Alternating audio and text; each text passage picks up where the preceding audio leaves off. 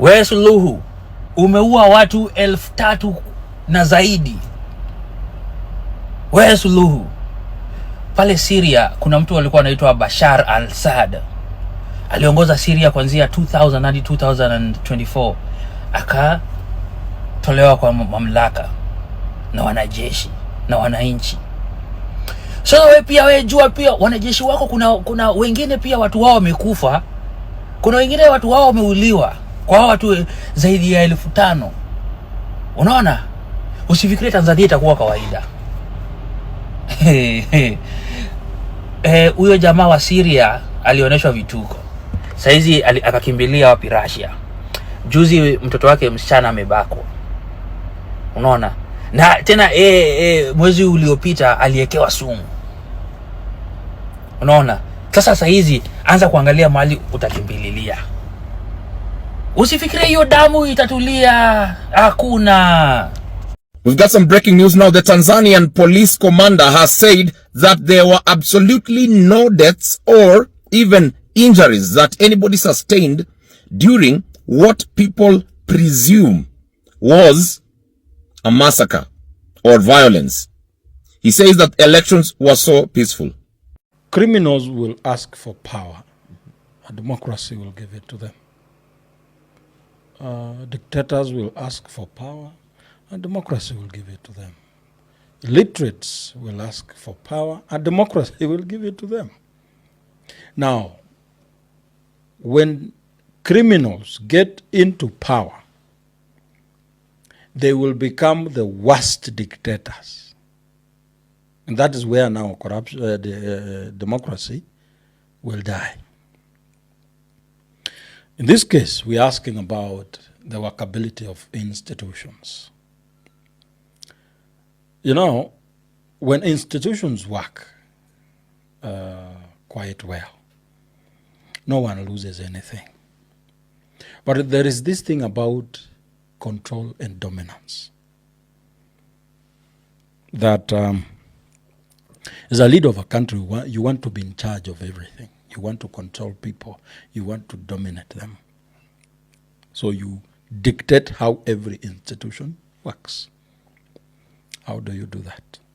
You make sure that people appointed in these institutions are not appointed based on merit. So you know that you don't qualify to be the EACC chairman. And in your heart you know that.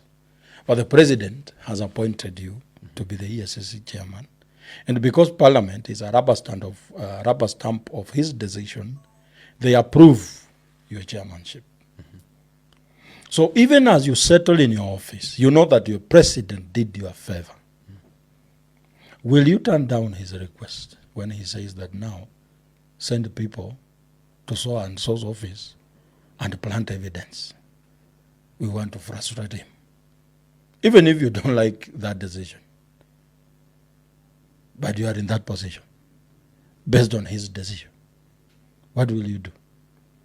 You will show up at Natembeya's office, ransack his office, take him to jail. But you don't even publish what you found in that office because you didn't find anything. You understand? So the institutions are used as political weapons against those people who are not speaking the same language with the system. Control and dominance. You make sure that people who can ask questions have the same questions to answer. That no one will ask a question about corruption because they are corrupt themselves. You see? Mm-hmm. So as a leader of that country, mm-hmm. you can even steal confidently knowing that no one will ask a question. Mm-hmm. Because everyone charged with the task of asking a question about integrity, mm-hmm. they do not have integrity. That chapter 6 of the Constitution now does not apply. Mm-hmm. You see? That's now where institutions fail. And I must mention my friend of mine, Cyprian Nyamwamu, who said that when you want to know if a country respects institutions, check what is the state of the ruling party of that country. Is it vibrant? If it's not, do not expect any institution to work. When you look at the party headquarters of our ruling party, you are going to find an abandoned building. The chairman of the party is a governor somewhere. She does not hold her meetings at the headquarters. The Secretary General does not hold their meetings at the headquarters. As an MP. Yes, and the party leader, ever since he was sworn in, he doesn't go to the party headquarters. The ruling party is the party that should be in charge of what policies are we pushing.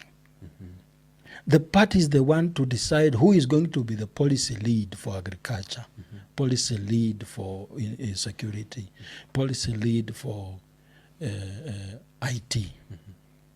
If we do not find that at the party headquarters, do not expect the institution to work. Because the party that took you to power, you're not paying attention and make it work. How are you going to make sure that the judiciary works? And when the judiciary works well, how is it going to affect you? That you are going to lose your grip on power. There is something about an African with power. They get so drunk. I think, I don't know, but there is this book we read. I'm forgetting details. Power corrupts absolutely. Absolute power corrupts. Remember, those are written by Francis Mbuga in Betraying the City. That is exactly what is happening. So, mimi nikisikia any institution is not working, I don't get shocked. Actually, the only thing that shocks me is when they work. Wow, okay. Quite much interesting. But now is bringing in a point, this claim economic liberation, or as you can say, the betterment of a country. So some are saying Ruto has to go because he cannot perform economically. But some are saying that he has to go half-term, mid-term, like right now. But some are saying, so when he goes, then what happens? Will then maybe be plunged into chaos? And like Wakili has said, because our structures are not quite clear on what happens at a time when now our country is in revolution. And this begs the question, what then is important? Is it the stability of a country, the peace of a country, that could even see us transition to the next government, as Raila claimed, or economic empowerment, economic liberation now? You know, what use is stability if you are not benefiting from it? Okay, what is stability? I think now we need to define stability. Or what is this stability that they talk about? For example, they say you are not financially stable. That is that statement. So when people are not financially stable and you tell them the country needs stability, so you need to be very specific with the kind of stability you are talking about. Another thing. The government stability. These people talk about stability, not for you, for them. They know they have created an environment where majority of Kenyans have nothing to lose apart from their miserable lives. Today, when you hear that Nakuru is burning down and you are in Nairobi, you will not bother so much because there is nothing for you in Nakuru. Utasema, watu wanapenda kuchoma siku hizi.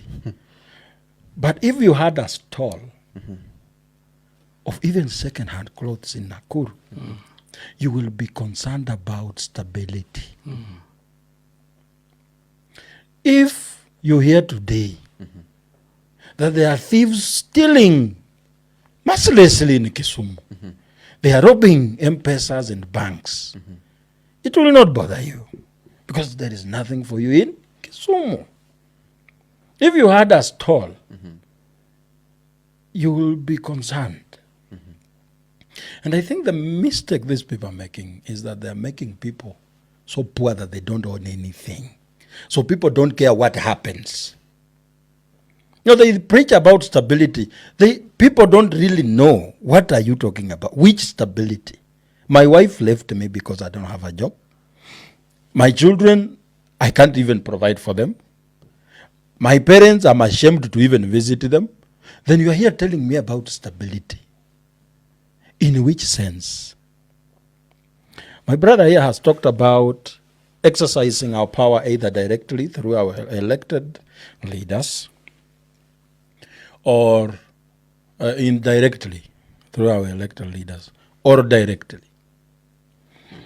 As he has said, the Constitution does not stipulate how direct are we supposed to go.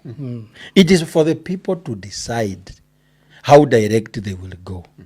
So even if they decide that they are going to ban State House, it is constitutional. Because this Constitution, I think the drafters thought about the worst case scenario where the people are the ones to decide. Mido nacheza mdhamini na kaona dai moshi tazivuta vuta. Limit ya fuliza imeongezeka nkoma. Neza shika jag na kanudu sie. Nacheza kiroro. Neza fika soko. Turiri memdagi meditation naki. Shusha kibandaski cha podonde neza. Rada nama. Vuta izoma.